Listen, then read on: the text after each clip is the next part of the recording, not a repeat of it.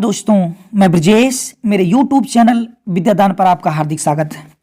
सबसे पहले आज आप लोगों का बहुत बहुत शुक्रिया, क्योंकि मेरे चैनल पर आज 1000 सब्सक्राइबर्स पूरे हो गए हैं। ये सब आप लोगों के सपोर्ट में हुआ है। इसमें सभी लोगों ने बहुत मेहनत की है और काफ़ी मेरी हेल्प भी हुई है। मैं उम्मीद करता हूँ ऐसे ही आगे आप समर्थन बनाए रखेंगे, जिससे चैनल और भी ग्रो होगा। कई लोगों ने मेरा बहुत हेल्प किया है, जैसे शुभम यादव ने, राहुल यादव ने, अभय यादव ने, कविता सरोज, संगीता यादव, अभिकर्ष ने और हरीश कुमार ने, और भी बहुत सारे लोग हैं जिनका नाम लेना बहुत मुश्किल हो जाएगा, क्योंकि वीडियो बड़ा होगा तो आपकी पढ़ाई का नुकसान होगा। ऐसे बहुत सारे लोगों ने मेरी मदद की है। कविता सरोज ने, संगीता ने, और भी बहुत सारे लोग हैं। एक अपना आशियाना करके एक लोगों का अकाउंट है, उन्होंने बहुत सपोर्ट किया इस चैनल को, और बहुत जल्दी हमारे आज 1000 सब्सक्राइबर पूरे हो गए। तो इसके लिए आप सभी लोग बधाई के पात्र हैं, धन्यवाद। तो आज हम इसके आगे करेंगे रेलवे ग्रुप डी और एनटीपीसी के लिए जो हम डेली प्रैक्टिस सेट करते हैं, प्रैक्टिस सेट नंबर जो कि हमारा आज होगा 14। तो आज हम इसको करेंगे। तो शुरू करते हैं पहले प्रश्न से। बस इतनी सी उम्मीद आपसे और रह गई है कि वीडियो में जितनी मेहनत से बनाता हूँ, कोशिश किया करें पूरी वीडियो देखा करें, जिससे मुझे और भी ज़्यादा मदद मिलेगी। चैनल को लाइक, शेयर और सब्सक्राइब भी जरूर कर दिया करें। तो शुरू करते हैं पहले प्रश्न से। तो हमारा पहला प्रश्न है, अंतर्राष्ट्रीय अहिंसा दिवस कब मनाया जाता है? अंतर्राष्ट्रीय अहिंसा दिवस कब मनाया जाता है ये बताएं। 10 अक्टूबर, 30 अक्टूबर, 2 अक्टूबर या 30 मार्च को? तो आपको पता है अंतर्राष्ट्रीय अहिंसा दिवस कब मनाते हैं? तो ये मनाया जाता है 2 अक्टूबर के दिन, यानी इसका सही आंसर हो गया कौन सा? Option number 2। अगले सवाल पे आते हैं। तो अगला सवाल है हमारा, गरीबी एवं साझा समृद्धि, गरीबी एवं साझा समृद्धि 2020 रिवर्सल ऑफ फॉर्च्यून, ये रिपोर्ट जारी की गई है। यह रिपोर्ट किसके द्वारा जारी की गई है ये बताना है। गरीबी एवं साझा समृद्धि 2020 रिवर्सल ऑफ फॉर्च्यून, ये किसके द्वारा ये रिपोर्ट जारी की गई है? तो ये रिपोर्ट जारी की गई है किसके द्वारा? ये रिपोर्ट जारी की गई है ऑप्शन नंबर ए, विश्व बैंक द्वारा। विश्व बैंक द्वारा ये जारी रिपोर्ट में हाल ही में बताया गया था कि करीब 115 मिलियन लोग गरीबी में जा चुके हैं, यानी इसका सही आंसर है ऑप्शन ए। कई चीजें आप पढ़ सकते हैं इसमें जो न्यूज में है, मैं बताने की कोशिश करता हूं। या विश्व बैंक द्वारा हर 2 साल में ये रिपोर्ट जारी करती है। कोविड-19 के समय इस रिपोर्ट को जारी किया गया और इसमें बताया गया कि बहुत ज़्यादा गरीबी बढ़ेगी कोविड-19 के प्रभाव से। आप अगर देखें तो बताया गया है इस रिपोर्ट के अनुसार, इस रिपोर्ट में बताया गया है कि 88 मिलियन से लेकर 115 मिलियन लोग गरीबी रेखा में चले जाएंगे, और वो इतने गरीब हो जाएंगे कि प्रतिदिन $1.5 का मतलब आप अंदाजा लगा देते हैं कि एक दिन का करीब 100 रुपए भी कमाना उनके लिए मुश्किल हो जाता है। इससे पता लगता है करीब 150 मिलियन ऐसे लोग हैं जो दुनिया में केवल $1.5 प्रतिदिन ही कमाते हैं। 2020 में दुनिया में बताया गया है कि 2020 के पहले, कोविड-19 के पहले 9.1% दुनिया की जनसंख्या गरीबी में जीती थी, और अब ये बढ़कर हो गया है 9.4%। इतना याद रखना। एक बात यहाँ पे और याद रख सकते हैं कि विश्व बैंक ही वो संस्था है जो ease of doing business report को भी जारी करती है, जो 2020 में इसकी रैंकिंग थी 63 नंबर। क्या आप बता सकते हैं कि हाल ही में कौन सी रिपोर्ट को जारी करने से बंद कर दिया गया है? सिंपल, कौन सी रिपोर्ट है जो अब नहीं जारी की जाएगी, उसको जारी करने से मना कर दिया गया है, बंद कर दिया गया है, ये आपको बताना है। अगले प्रश्न पर आते हैं। ये रहा हमारा अगला सवाल। गन्ने का लाल बिलगन रोग होता है। गन्ना आपने चूसा होगा तो देखा होगा गन्ने में लाल लाल मिलता है। तो गन्ने का लाल बिलगन रोग किसके कारण होता है? तो ये होता है कोलेक्ट्रिडियम फाल्काट्रियम के कारण गन्ने में लाल बिलगन रोग हो जाता है। गन्ने में आपने देखा होगा ना, गन्ने में जब हम उसको करते तो अंदर लाल लाल दिखता है, बेकार हो जाता है। तो वो किसकी वजह से होता है? तो एक बैक्टीरिया है जिसका नाम है कोलेक्ट्रिडियम फाल्काट्रियम के कारण गन्ने का लाल बिलगन रोग हो जाता है। अगले सवाल पे आते हैं। तो अगला सवाल है हमारा, ये पूरी दुनिया में वाइल्ड लाइफ वीक की शुरुआत कब हुई? क्योंकि कुछ समय पहले वाइल्ड लाइफ वीक मनाया गया था, तो वाइल्ड लाइफ वीक की शुरुआत कब की गई थी ये बताना है। तो वाइल्ड लाइफ वीक की शुरुआत कब की गई? गांधी जी के जन्मदिन पर 2 अक्टूबर 2020 को दुनिया में पहली बार वाइल्ड लाइफ वीक की शुरुआत की गई थी। यानी इसका सही आंसर कौन सा हो गया? Option number 3। बढ़ते हैं अगले सवाल पर। तो हमारा अगला सवाल है, बैडमिंटन के खेल में महिलाओं के लिए निम्नलिखित में से कौन सा कप या ट्रॉफी दी जाती है? महिलाओं के लिए कौन सी ट्रॉफी दी जाती है बैडमिंटन के खेल में? बेब एलिस कप, विजन ट्रॉफी, उबर कप या डार्बी कप? कौन सा सही आंसर है? तो इसका सही आंसर है ऑप्शन नंबर 3, बिब उबर कप। उबर कप महिलाओं को बैडमिंटन में दिया जाता है। महिला बैडमिंटन खेल के लिए कौन सा कप दिया जाता है? उबर कप दिया जाता है। यानी इसका सही आंसर है ऑप्शन नंबर 3, उबर कप। कुछ बातें और देखो, इनको खूब ध्यान रखना जो मैं रिवाइज करवाता हूं आपको। अगर आप पूरा वीडियो तक लास्ट तक जाएंगे तो आप देखेंगे कि 20 से 30 मिनट के अंदर आप कम से कम 150 से लेकर 200 सवालों को आप रिवाइज कर चुके होंगे। तो देखते हैं कुछ ट्रॉफी के बारे में। रग्बी में देखें, बेब एलिस कप रग्बी में दिया जाता है, डार्बी कप भी रग्बी में दिया जाता है, क्विल्टर कप भी रग्बी में दिया जाता है, और गार्डन हंटर मेमोरियल ट्रॉफी भी किस में दी जाती है? रग्बी के अंदर दी जाती है। तो रग्बी में 4, बेब एलिस cup, Derby cup, Quilter cup और garden hunter memorial trophy. Cricket में आते हैं, तो क्रिकेट में आपको पता है कौन कौन सा देते हैं? देखो, क्रिकेट में SH trophy, SH cup, CK Naidu trophy, Deodhar trophy, Duleep trophy, Wisden trophy और विजय हरारे ट्रॉफी। ये सब किस में दिया जाता है? तो ये दिया जाता है क्रिकेट के क्षेत्र में। आगे देखते हैं बैडमिंटन में। देखो, बैडमिंटन में क्या क्या देते हैं? अग्रवाल कप, चड्ढा कप, हरीला कप, थॉमस कप। याद रखना, थॉमस कप पुरुषों के लिए दिया जाता है और उबर कप महिलाओं के लिए दिया जाता है। तो इतनी बात आप इस सवाल से याद रखें। अगले सवाल की तरफ आते हैं। अगले सवाल में पूछा गया है आपसे, ये निम्नलिखित में से कौन सा एक जलीय पौधे को तैरने में मदद करता है? आपने जल में बहुत सारे पौधे देखे होंगे, तो वो किस वजह से पानी के ऊपर ऊपर तैरा करते हैं ये बताएं। तो वो तैरते हैं एक ऊतक की वजह से, जिसको ऊतक ही कह सकते हैं, एक तरह का ऊतक है जिसका नाम है एयरेनकाइमा। एयर से बना ना, एयरेनकाइमा यानी एयर यानी हवा में तैरने के लिए मदद करता है। वो कौन सा ऊतक होता है पौधों में? एयरेनकाइमा के कारण ही जलीय पौधे पानी में तैरते रहते हैं। यानी इसका सही आंसर है ऑप्शन नंबर ए। बढ़ते हैं अगले प्रश्न की ओर। हमारा अगला प्रश्न है ये, आइजनहावर कप निम्नलिखित में से किस खेल से संबंधित है?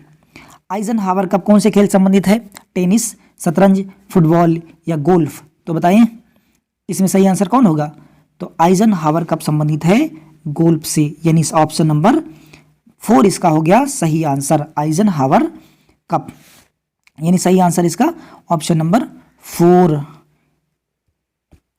कुछ बातें और याद रखें, फिर से मैं बार बार रिवाइज करवाऊंगा, आप याद करना। इतना आप है कि आप शुरू से लास्ट तक देखते रहेंगे तो आप देखेंगे कि 100-200 क्वेश्चन आपने कुछ ही समय में रिवाइज किए हैं, और लगातार चलेगा तो बहुत मदद मिलेगा आपको। देखते हैं टेनिस में देखो कौन कौन सी ट्रॉफी या कप दिए जाते हैं। टेनिस में ग्रैंड स्लैम आपने नाम सुना है, 4 ग्रैंड स्लैम होते हैं जिसमें Wimbledon, US open, Australian open और फ्रेंच ओपन। 2 महत्वपूर्ण और ट्रॉफी दी जाती है, डेविस कप और हॉपमैन कप। ये किस में दिए जाते हैं? टेनिस के अंदर। वहीं पे आप देखें गोल्फ में, तो गोल्फ का अभी पहले भी बता चुके हैं, Canada cup, Ryder cup, Walker cup और Eisenhower cup. Canada cup, Ryder cup, Walker cup और आइजनहावर कप। मैं 2 बार 3 बार इसलिए बोलता हूं कि आपको वो दिमाग में याद हो जाए अच्छे से। आगे देखते हैं हॉकी में कौन कौन सा होता है।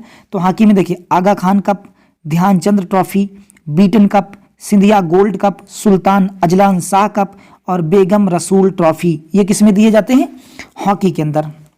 वहीं इसमें देखें और देख ले थोड़ा सा फुटबॉल में कौन कौन से कप दिए जाते हैं?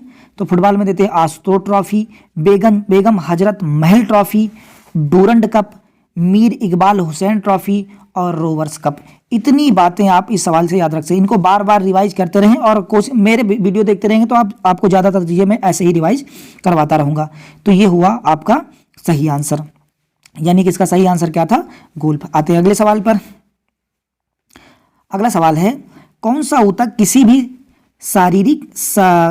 शारीरिक या रासायनिक क्षति से शरीर की सुरक्षा की पहली पंक्ति के रूप में कार्य करता है? यानी अगर शरीर में कुछ भी होता है, पहले चोट लगती है, बाहर से कुछ भी होता है, तो सबसे पहले कौन सा ऊतक है जो काम करता है? तो अगर आपने पढ़ा है तो आपको पता है, इंसान के शरीर के सबसे ऊपरी परत पर यानी खाल के ऊपर जो सबसे पहले ऊतक पाया जाता है, उस ऊतक का नाम होता है उपकला ऊतक। यानी कोई भी प्रॉब्लम होती है तो सबसे पहले इफेक्ट कौन सा ऊतक होता है? तो वो होता है उपकला ऊतक। यानी इसका सही आंसर हो गया ऑप्शन नंबर 2, उपकला ऊतक। ये हो गया इसका सही आंसर। अगले सवाल पे आते हैं। तो हमारा अगला सवाल है,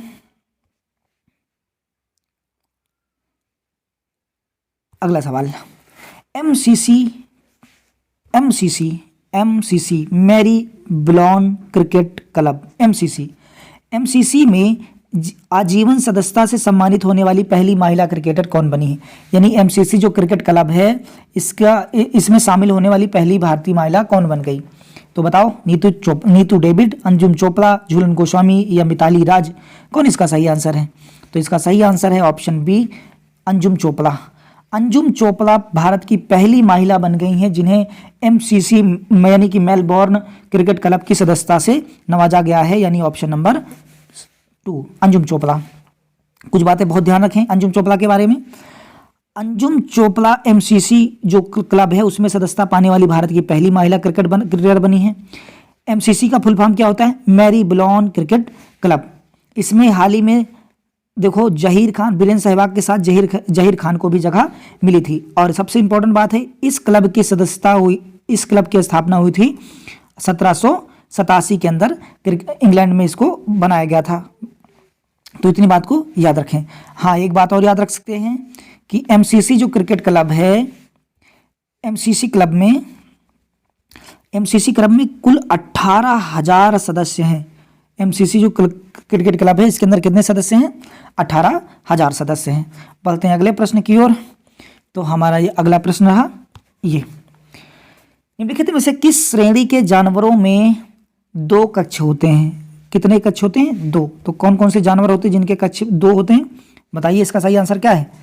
तो मछली के यानी मीन मछली के हृदय में 2 कक्ष होता है, एक आलिंद और एक निलय जिसे कहा जाता है। आपको हृदय में अलग अलग चैम्बर होते हैं ना, मनुष्य के हृदय में कितने चैम्बर होते हैं अलग अलग से पूछा जाता है। तो मछली के हृदय में कितने कक्ष होते हैं? 2 कक्ष। यानी इसका सही आंसर कौन सा हो गया? Option A. कुछ बातें और देखें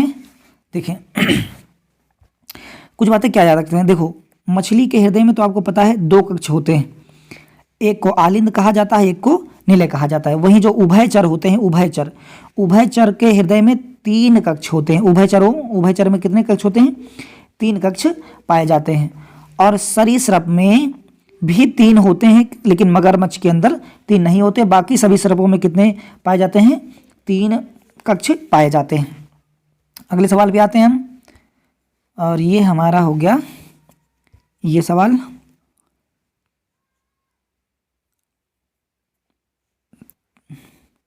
ये हमारा अगला सवाल है, ओलंपिक में व्यक्तिगत पदक जीतने वाले पहले भारतीय कौन थे?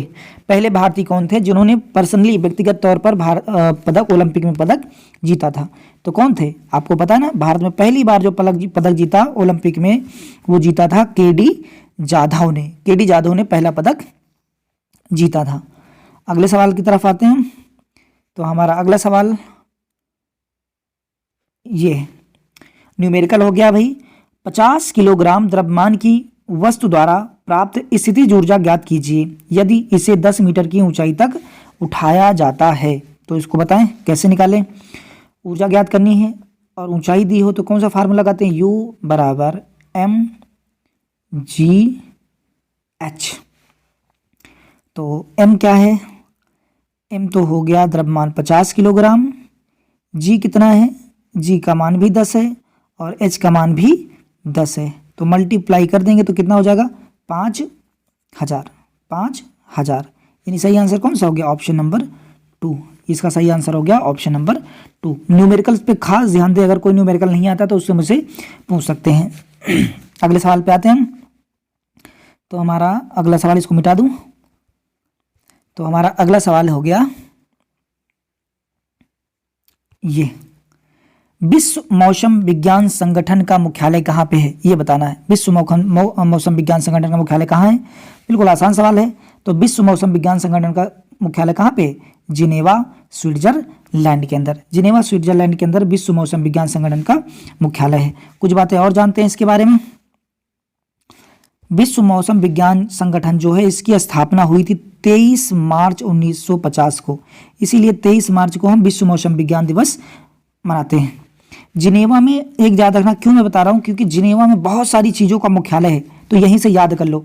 जिनेवा में मुख्यालय है अंकटाड का, जिनेवा में मुख्यालय है WHO का, जिनेवा में मुख्यालय है वर्ल्ड इकोनॉमिक फोरम का यानी WEF का, जिनेवा मुख्यालय है ILO का यानी कि अंतर्राष्ट्रीय श्रम क्या कहते हैं, इंटरनेशनल लेबर ऑर्गेनाइजेशन यानी श्रमिकों का, और WTO वर्ल्ड ट्रेड ऑर्गेनाइजेशन यानी विश्व व्यापार संगठन का, और WIPO यानी वर्ल्ड इंटेलेक्चुअल प्रॉपर्टी ऑर्गेनाइजेशन, और भी बहुत सारी, रेड क्रॉस सोसाइटी का भी, international committee of the red cross society का भी मुख्यालय कहाँ पे है? जिनेवा के अंदर। फिर से याद करो कहाँ कहाँ पे? UNCTAD, WHO, world economic forum, अंतर्राष्ट्रीय लेबर ऑर्गेनाइजेशन, विश्व व्यापार संगठन, विश्व बौद्धिक संगठन और रेड क्रॉस सोसाइटी, इन सब का मुख्यालय कहाँ पे है? जिनेवा के अंदर। और याद रखें, इस समय जो विश्व मौसम विज्ञान संगठन है, उसके अध्यक्ष कौन है?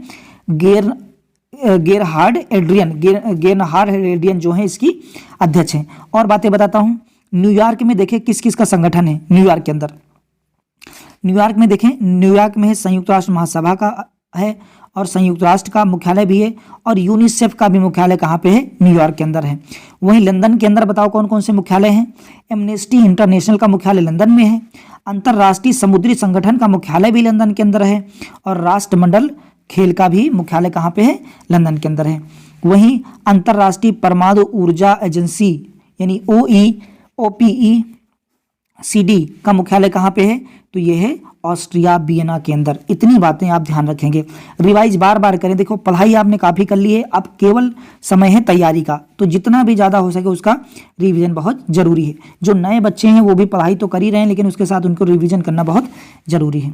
तो इस तरह से इतने सवाल मैंने आपको इसमें बताए हैं। अब आते हैं अगले सवाल पे।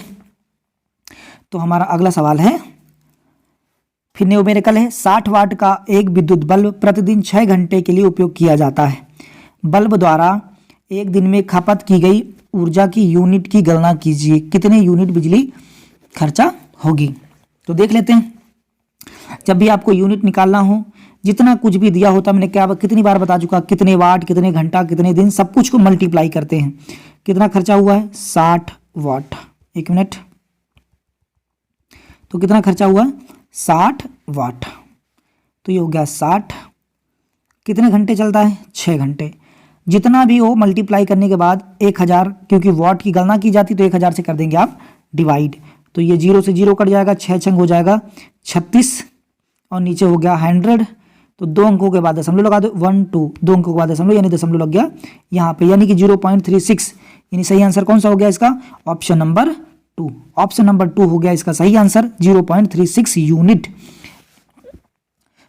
तो ये हो गया आपका सही आंसर। अब आते हैं हम अगले सवाल की तरफ। तो हमारा अगला सवाल क्या है? तो हमारा अगला सवाल है ये, निम्नलिखित में से कौन सा स्मारक हरियाणा राज्य में स्थित है? हरियाणा राज्य में कौन सा इसमें से स्मारक है जो कि स्थित है, ये बताना है आपको। तो हरियाणा राज्य में भगवान जो हनुमान जी हैं उनकी माता के नाम पर एक टीला बना हुआ है, जिसे कहा जाता है अंजनी का टीला। अंजनी का क्या कहते हैं? टीला। यह हरियाणा के कैथल जिले में है। कहाँ पे? कैथल में है अंजनी का टीला, जो कि कहाँ पे स्थित है? तो ये स्थित है हरियाणा राज्य में। तो यही आपसे पूछा गया था, हरियाणा राज्य में क्या स्थित है? अंजनी का टीला कहाँ पे? हरियाणा राज्य में। अगले सवाल पे आते हैं। तो ये हुआ हमारा अगला सवाल। 100 किलोग्राम द्रव्यमान वाली एक वाली मिसाइल के वेग की गणना कीजिए यदि वह रॉकेट गन से दागे जाने पर 8000 किलोग्राम मीटर पर सेकंड की प्रति वेग प्राप्त कर लेता है, यानी संवेग प्राप्त कर लेता है। तो फार्मूला बताएं, m का मान कितना है? m का मान हो गया आपका 100। p का मान संवेग कितना प्राप्त कर लिया है? 8000। और आपको ज्ञात क्या करना है? v। तो आपको फार्मूला पता है क्या होता है? फार्मूला p बराबर mv। तो p का मान हो गया 8000 बराबर m का मान हो गया 100 और यहाँ से हमें निकालना है v। यहाँ से हमें निकालना है v। तो क्या करना है? सिंपल 20 से 20 कैंसिल कर दो, यानी सिंपल क्या बचा? 80। यानी सही आंसर क्या हो गया? 880 मीटर प्रति सेकेंड। यानी इसका सही आंसर है ऑप्शन नंबर 4। ये हो गया सही। अब बढ़ते हैं अगले प्रश्न की ओर। देखते हैं हमारा अगला सवाल क्या है। मिटा दिया। हमारा अगला सवाल हो गया ये, भारत के किस शहर को पूर्व का एथेंस कहा जाता है? पूर्व का एथेंस किस शहर को कहा जाता है, ये बताएं। तो बताओ। चलो ये होमवर्क देता हूँ। अभी तक मैंने कोई होमवर्क नहीं दिया आपको। अब मैं आपको होमवर्क देता हूँ। बताइए पूर्व का एथेंस कौन से शहर को भारत में कहा जाता है? समझ गए? तो आते हैं अगले सवाल के अंदर। ये सवाल जरूर कमेंट में बताएं आप। अगला सवाल ये है हमारा अगला सवाल। निश्चेतक एनेस्थीसिया के रूप में चिकित्सकों द्वारा उपयोग की जाने वाली गैस कौन सी है? एनेस्थीसिया के रूप में कौन सी गैस का उपयोग किया जाता है? एनेस्थीसिया मतलब जिसको हम कहते हैं बेहोश करने की दवा, सुन्न करने की दवा भी कह सकते हो आप। तो कौन सी दवा होती है? तो एनेस्थीसिया के रूप में प्रयोग किया जाता है लाफिंग गैस को, यानी कि नाइट्रस ऑक्साइड को एनेस्थीसिया के रूप में प्रयोग किया जाता है। यानी इसका सही आंसर हो गया ऑप्शन नंबर 3। तो कुछ बातें इसके बारे में जाने आप, इस गैस के बारे में। डॉक्टरों द्वारा इसको निश्चेतक के रूप में उपयोग करते हैं। इसका नाम है नाइट्रस ऑक्साइड। इसे लाफिंग गैस भी कहते हैं। यह एक रंगहीन गैस है, गंधहीन गैस है। रंगहीन भी और गंधहीन भी। सबसे इंपॉर्टेंट बात अब देखें, नाइट्रस ऑक्साइड की खोज 1793 में जोसेफ प्रिस्टली ने की थी। जोसेफ प्रिस्टले ने नाइट्रस ऑक्साइड गैस की खोज की थी, याद रखना। और नाइट्रस ऑक्साइड का फार्मूला क्या है? N2O। नाइट्रस ऑक्साइड का फार्मूला है N2O। यह एक अग्निरोधी गैस है, यानी ये आग बुझाने के भी काम आती है। और जल में क्या होती है? ये घुलनशील भी होती है। इतनी बातें आप नाइट्रस ऑक्साइड से याद रखते हैं। बढ़ते हैं अगले प्रश्न की ओर। तो हमारा अगला प्रश्न कौन सा है? ये हो गया हमारा अगला प्रश्न। कोविड-19 के कारण अजय कुमार त्रिपाठी का निधन हो गया, वे कौन थे? अजय कुमार त्रिपाठी का निधन हो गया, वो कौन थे? तो बताइए। तो वे थे छत्तीसगढ़ हाई कोर्ट के जज, यानी उनका संबंध था न्यायपालिका से। तो ये हो गया इसका सही आंसर। वो कौन से किससे संबंधित थे? छत्तीसगढ़ हाई कोर्ट के जज थे और उनका निधन हो गया, तो वो संबंधित थे न्यायपालिका से। अब अगले प्रश्न की ओर आते हैं। तो हमारा अगला प्रश्न ये है, 4 किलोग्राम द्रव्यमान की एक वस्तु उस पर लगने वाले बल के कारण 5 सेकंड में 15 मीटर से लेकर 25 मीटर तक त्वरित हो जाती है। तो बल का परिमाण की गणना कीजिए। तो बल निकालना है आपको। कैसे निकालेंगे? फार्मूला क्या होता है? तो बल का फार्मूला है आपके पास F बराबर ma। और इसको कैसे लिखा जा सकता है? F बराबर m और a की जगह क्या लिख सकते हैं?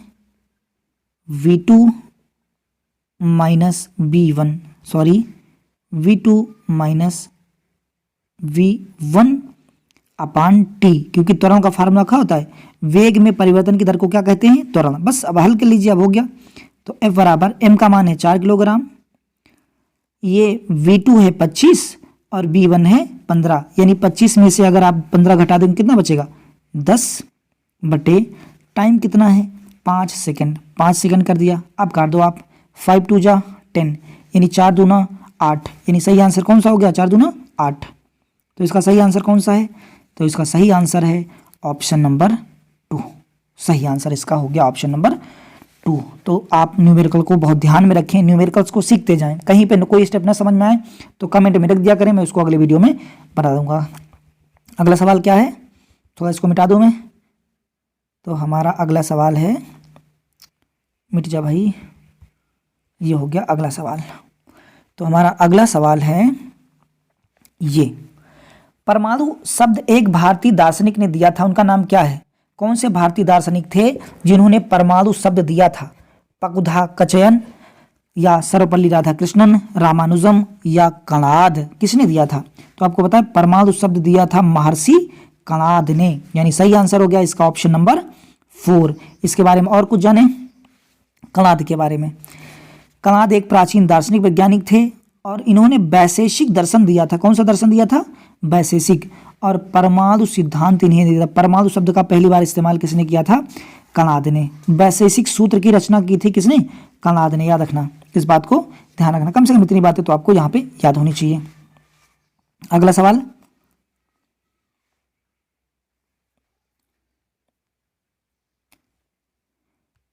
अगला सवाल, बुखार को कम करने वाली दवा के रूप में किसे जाना जाता है? कौन सी दवा खाने पर बुखार कम हो जाता है? देखो, बुखार में शरीर गर्म हो जाता है और गर्म होने के लिए कल भी एक शब्द बताया था, जब कोई चीज़ गर्म होती है तो गर्म शब्द के लिए एक अंग्रेजी में शब्द है पायरो। गर्म शब्द को अंग्रेजी में क्या कहते हैं? पायरो। एक्चुअल में अंग्रेजी शब्द नहीं, ये लैटिन भाषा का शब्द है। तो जहाँ भी पायरो शब्द का मतलब होता है वहाँ पे उसका मतलब होता है गर्म। बुखार में शरीर गर्म हो जाता है तो वहाँ पर इस्तेमाल करने वाली दवा का नाम है एंटीपायरेटिक। एंटीपायरेटिक बुखार में गर्म होने, शरीर को गर्म कर देती है, तो बुखार को कम करने वाली दवा को क्या कहा जाता है? एंटीपायरेटिक दवा कहते हैं, यानी इसका सही आंसर है ऑप्शन नंबर 3। बढ़ते हैं अगले प्रश्न की ओर। ये हमारा अगला प्रश्न है, वायुमंडल में कौन सी निष्क्रिय गैस नहीं पाई जाती है? कौन सी गैस है जो वायुमंडल के अंदर नहीं मिलती है, ये बताना है। आर्गन, क्रिप्टॉन, जीनॉन या रेडॉन? बिल्कुल आसान सवाल है। ये गैस यानी रेडॉन वायुमंडल में नहीं पाई जाती है। बढ़ते हैं अगले प्रश्न की ओर। तो हमारा अगला प्रश्न है, अगला प्रश्न ये है, ये नौसेना में सर्वोच्च कमीशन प्राप्त रैंक क्या है? यानी नेवी के अंदर सबसे बड़ी पोस्ट कौन सी होती है, ये बताना है। कमांडोर, कप्तान, विंग कमांडर या एडमिरल? तो बताओ सही आंसर क्या है? बिल्कुल आसान है। चलो ये सवाल मैं नहीं बताऊंगा, इसको भी मैं आपको होमवर्क देता हूं। आप मुझे बताओ कि नेवी में सबसे बड़ा पद कौन सा है, ये बताना है आपको। ठीक है, समझ गए? चलो फिर अगले सवाल पे आते हैं। तो अगला सवाल हमारा कौन सा है? अगला सवाल हमारा ये, कांसे के घटक में क्या होता है? यानी कांसा किससे मिलकर बना होता है? कांसा एक मिश्र धातु है, आपको पता है, तो किससे मिलकर बनी होती है ये बताओ। कांसा किसकी मिश्र धातु है? तो कांसा बना होता है कॉपर और टिन से। कॉपर और टिन से मिलकर क्या बना होता है? बना होता है कांसा। आप मुझे बताइए कि लेड किससे मिलकर क्या कहते हैं, सोल्डर किससे मिलकर बना होता है? सोल्डर, सोल्डर जानते ना? तो बताओ सोल्डर किससे मिलकर बना होता है? कमेंट में मुझे बताइए आप, सोल्डर किससे मिलकर बना होता है। बोलते हैं अगले प्रश्न पर। तो हमारा अगला सवाल है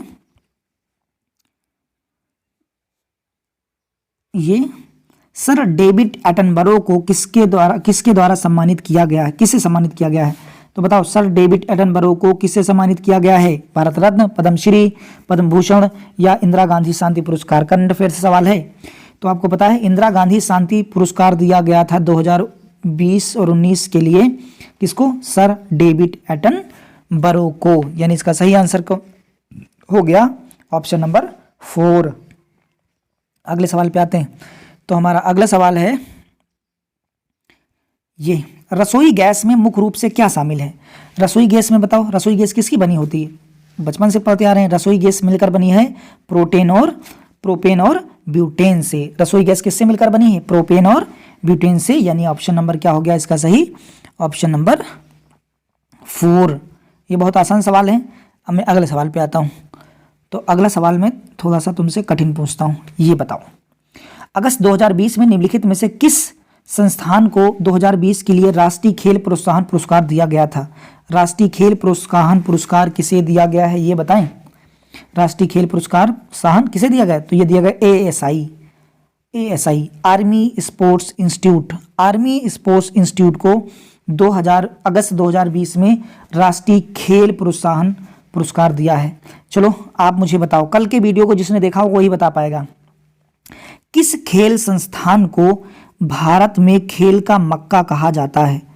समझ में आ गया सवाल?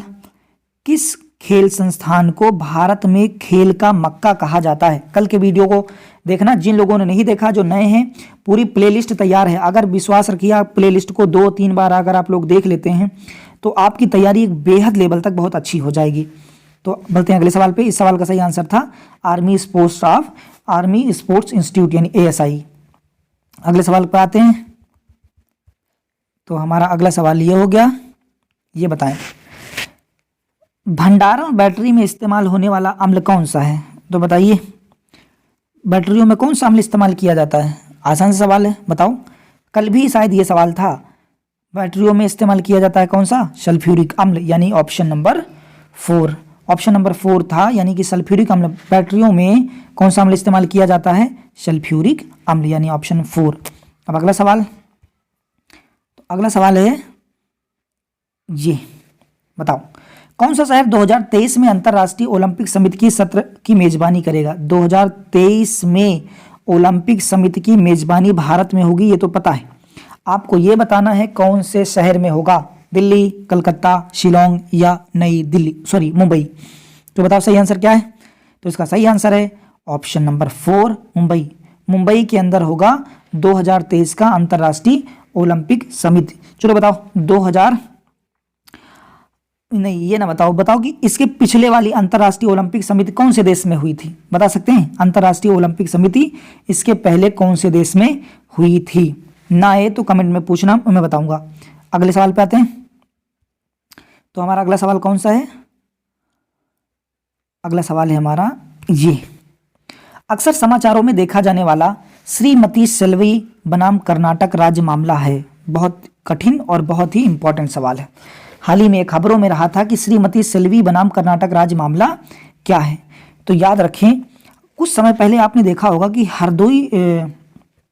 शायद हरदोई में एक लड़की का रेप हो गया था और उसको लेकर पूरे भारत में बहुत बवाल मचा था। तो उसमें एक शर्त रखी गई थी कि लड़की को नार्को टेस्ट करवाया जाए। नार्को टेस्ट समझते हैं ना? कोई भी आदमी का नार्को टेस्ट करवाया जाता है कि वो झूठ ना बोले, अगर झूठ बोले तो पकड़ा जाए, उसी को कहा जाता है नार्को टेस्ट। तो श्रीमती सेल्वी बनाम कर्नाटक राज्य मामला था, ये नार्को टेस्ट से संबंधित था कि किसका नार्को टेस्ट होना चाहिए और किसका नार्को टेस्ट नहीं होना चाहिए, यानी ऑप्शन नंबर सही है 4। इसके बारे में क्या क्या जान सकते हो? देखो कुछ बहुत इंपॉर्टेंट बातें। ये 2010 में ये फैसला आया था कि नार्को या लाई डिटेक्टर परीक्षण का अनैच्छिक क्रियान्वयन किसी व्यक्ति की मानसिक गोपनीयता में घुसपैठ है। यानी कि किसी भी व्यक्ति का जो नार्को टेस्ट है, आप बिना उसकी मर्जी से नहीं कर सकते हैं। जब तक उस व्यक्ति की इच्छा न हो तब तक उसका आप नार्को टेस्ट नहीं कर सकते हैं। हाँ, वो हुआ था हाथरस में, उत्तर प्रदेश में। वो बलात्कार का केस कहाँ पे हुआ था? हाथरस में, तो वहां पर ये मामला कोर्ट में गया था।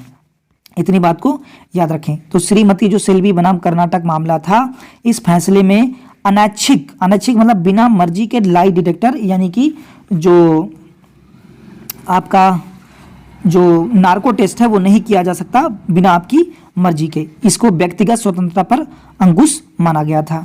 इतनी बात को आप ध्यान रखें। अब अगले सवाल पे आते हैं। तो देखते हैं हमारा अगला सवाल क्या है। तो हमारा अगला सवाल है ये, सूर्योदय और सूर्यास्त के समय वातावरण में लालिमा किस कारण होती है? जो हमारा सूर्य होता है जब उगता है तो लाल होता है और डूबता है तो लाल होता है। तो ऐसा क्यों होता है? तो ऐसा होता है, बहुत आसान सवाल है, प्रकाश के प्रकीर्णन के कारण सूर्य डूबते समय उगते समय क्या दिखाई पड़ता है? लाल दिखाई पड़ता है, यानी ऑप्शन नंबर 1 इसका सही आंसर। अगले सवाल पे आते हैं। ये हमारा अगला सवाल, निम्नलिखित हड़प्पा स्थलों में किसमें एक बंदरगाह पाया गया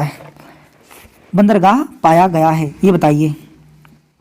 धौलागिरा, मोहनजोदाड़ो, लोथल या कालीबंगन, कौन सा एक बंदरगाह है? तो आसान सवाल है, लोथल एक बंदरगाह था। लोथल एक क्या था? बंदरगाह था। चलो आप बताओ मुझे, धौलावीरा को हाल ही में यूनेस्को की श्रेणी में जोड़ा गया है। इसको लेकर अब भारत में कुल कितनी यूनेस्को साइट हो गई हैं? समझ में आ गया सवाल? इस समय भारत में कुल कितनी यूनेस्को धरोहर श्रेणियां हैं, क्योंकि धौलागिरी को हाल में जोड़ा गया था। समझ गए। अगले सवाल पे आते हैं, कमेंट में जरूर करें और लास्ट तक वीडियो को देखते रहें, बहुत कुछ सीखेंगे आप। अगले सवाल पे आते हैं। तो अगला सवाल है हमारा ये, उस वैज्ञानिक का नाम बताएं जिसने सूर्य के प्रकाश के स्पेक्ट्रम को प्राप्त करने के लिए एक ग्लास प्रिज्म का आविष्कार किया था। ग्लास प्रिज्म का आविष्कार किसने किया था? पढ़ाते हैं ना आपको क्लास में, तो कैसे एक फिगर को ऐसे बनाते हैं, ऐसे लाइट पास करती है, तो इस फिगर की बात करा, ये काम किसने किया था? तो ये काम किया था दृश्य किरणों की खोज जिसने की थी। दृश्य किरणों की खोज कितनी थी? आइजैक न्यूटन ने। तो आइजैक न्यूटन ने प्रिज्म को बनाया था, यानी इसका सही आंसर है ऑप्शन नंबर 3।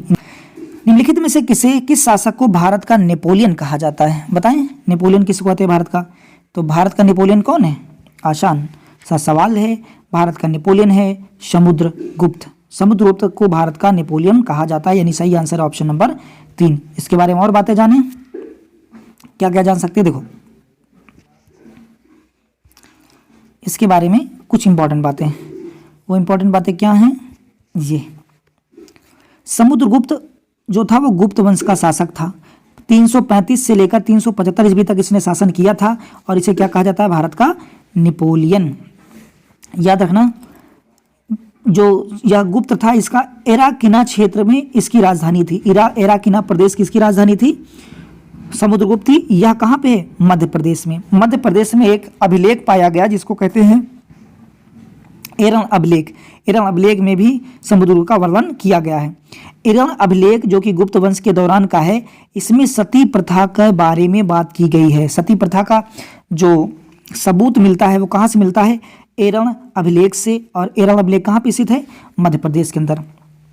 यहीं से बहुत सारी बातें और पता लगती है कि विधवा पुनर्विवाह पर प्रतिबंध लगा दिया गया था उस समय, और गुप्त काल में बालिकाओं की शिक्षा को वंचित कर दिया, यानी लड़कियों को पढ़ने से रोक दिया गया था गुप्त काल के अंदर। ये सब बातें कहाँ से मिलती हैं? एरण अभिलेख से। आपसे पूछेगा एरण अभिलेख कहाँ पे है, तो आप बताएंगे मध्य प्रदेश में। और इसमें किसका वर्णन है, तो आप बताएंगे समुद्रगुप्त का। समुद्रगुप्त के जो एक इलाहाबाद में भी एक स्तंभ है जहां पर समुद्रगुप्त के बारे में जानकारी दी गई है, और उस अभिलेख पर किसने लिखा है? हरिसेन ने उसको लिखा है। यहाँ पे देखें कुछ बातें और। मेहरौली का जो स्तंभ है, मेहरौली स्तंभ में चंद्रगुप्त द्वितीय के बारे में जानकारी मिलती है। और जूनागढ़ का जो अभिलेख है उसमें स्कंदगुप्त की जानकारी मिलती है। वहीं उदयगिरी की गुफा का जो अभिलेख है उसमें चंद्रगुप्त द्वितीय और कुमारगुप्त के बारे में जानकारी मिलती है। उम्मीद है कि आप रिवीजन बहुत अच्छे से कर रहे होंगे। अगले सवाल पे आते हैं। तो हमारा अगला सवाल कौन सा है? तो ये हो गया हमारा अगला सवाल। निम्नलिखित में से किसके द्वारा अपश्रव्य ध्वनि का उत्पादन किया जाता है? अपश्रव्य, आपको पता है 3 तरह की ध्वनि तरंगें होती हैं। एक को कहते हैं अपश्रव्य, एक को कहते हैं श्रव्य, और एक को कहते हैं पराश्रव्य। तो अपश्रव्य तरंगों का उत्पादन कौन करता है, ये बताना है। तो अपश्रव्य तरंगों का, अपश्रव्य मतलब जिनको सुना नहीं जा सकता, तो ऐसी ध्वनि तरंगें उत्पादन करने वाला कौन सा है इसमें? तो ऐसा को करते हैं ऑप्शन डी। अपश्रव्य तरंगों का उत्पादन कौन करता है? हाथी। हाथी अपश्रव्य तरंगों का उत्पादन करता है, यानी इसका सही आंसर हो गया ऑप्शन नंबर 3। कुछ बातें देखें, देखो जैसे श्रव्य तरंगे वो तरंगे हैं जिनके जो 20 से लेकर 20,000 हर्ट्ज तक होती हैं। इनको मनुष्य आसानी से सुन सकता है। अपश्रव्य तरंगे जो 20 हर्ट्ज से क्या होती हैं? कम होती हैं। यहाँ पर बहुत ध्यान से देखें कौन कौन इसको उत्पन्न करता है, यही याद हो रहा है। हाथी। अपश्रव्य तरंगे कौन उत्पन्न करता है? हाथी। भूकंप में कौन सी तरंगे आती हैं? हाथी। ज्वालामुखी विस्फोट में भी कौन सी तरंगे होती हैं? अपश्रव्य तरंगे होती हैं। मौसम में और ली तरंगों में, इन सब में, हिमस्खलन में, जलप्रपात में, उल्कापिंड में, तड़ित चालक में, इन सभी में अपश्रव्य तरंगे होती हैं। ध्यान रखना, बहुत इंपॉर्टेंट है।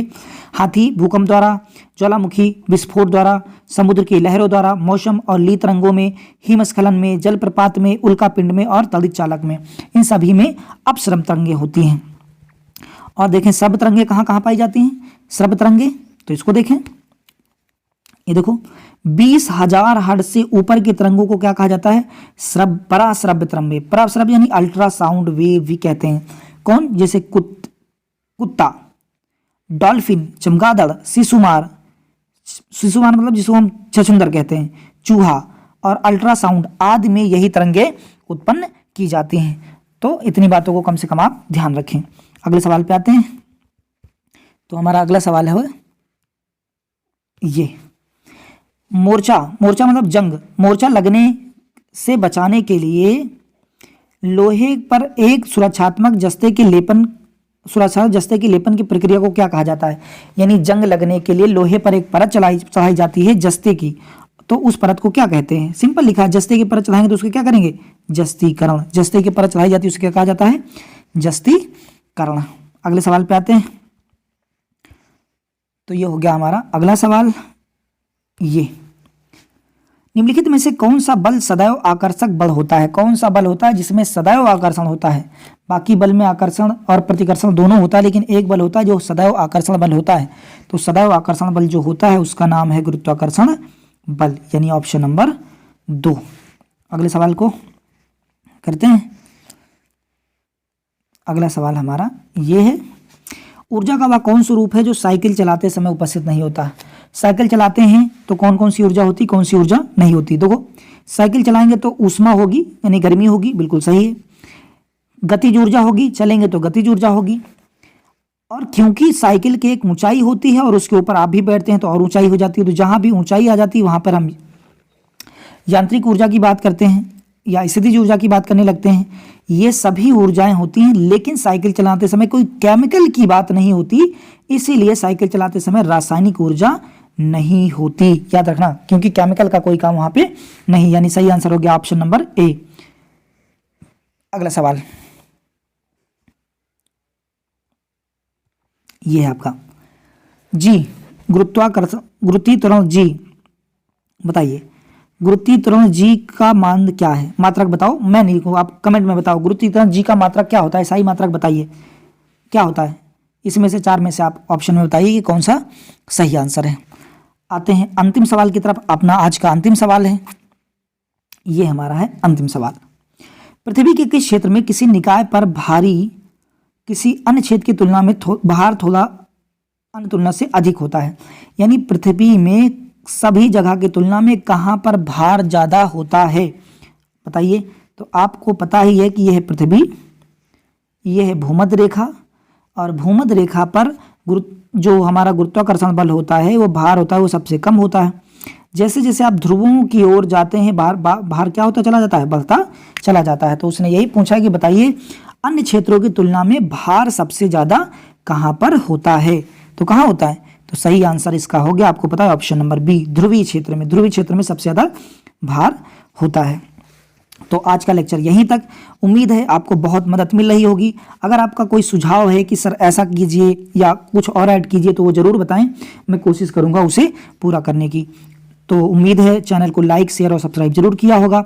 इसे और इस चैनल को आगे बढ़ाएं जिससे कि मैं और अच्छा कर पाऊँ। धन्यवाद। जय हिंद।